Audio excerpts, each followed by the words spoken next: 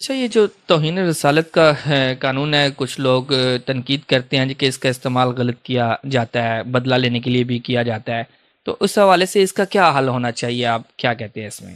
آج تک تو ہوا نہیں غلط استعمال.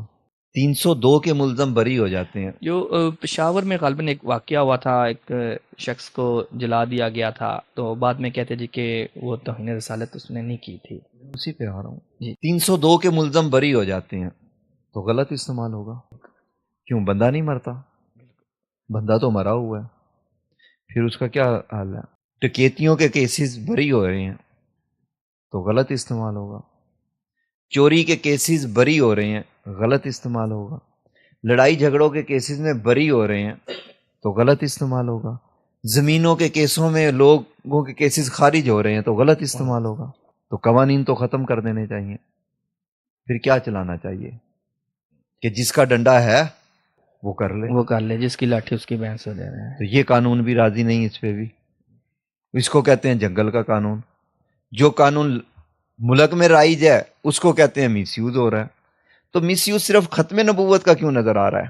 کتنے بندوں سے آپ نے سنا ہے کہ قتل کا مقدمہ جو 302 ہے یہ میس یوز ہو رہا ہے، اس کو چینج کرنا چاہیے. سنی ہے یہ بات؟ نہیں، ڈکیتی کے کیسز بری ہو رہے ہیں، باقی میس تو یوز کسی ہے. کیس کے حوالے سے نہیں سنا گیا، بس اسی کیس کے حوالے سے سنا کیونکہ جاتا یہ ہے. رسول اللہ کی ناموس کا ایشو ہے، اس لیے چینج ہو جانا چاہیے.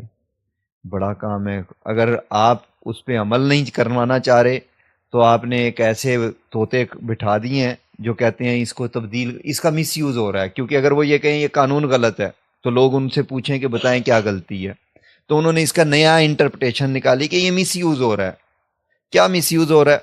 بتایا جائے نا کیا مس یوز ہو رہا ہے. یعنی دوسرے لفظوں میں پوری قوم کو وہ گالی دینا چاہتا ہے کہ یہ اتنا غلیظ قوم ہے کہ یہ نبی صلی اللہ علیہ وسلم کا نام لے آتی ہے اپنے ذاتی معاملات میں. 302 کس کام کے لیے؟ سزائے موت سزائے کروانے موت کے کے لیے. لیے. یہ کام ہے. تو یہ 9C جو ہے 1 کلو چرس پہ سزائے موت تھی، تو وہ تو مس یوز نہیں ہو سکتا. مس یوز نہیں ہو سکتا.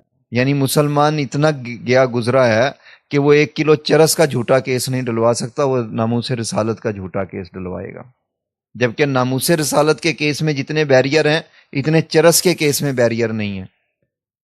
آپ کے تمام کیسز میکسیمم انسپیکٹر لیول کا انٹروگیشن کرتا ہے، لیکن توہین رسالت کا کیس آ جائے تو ایس پی لیول کا انٹروگیشن ہے. تو مس یوز کہاں سے آ گیا؟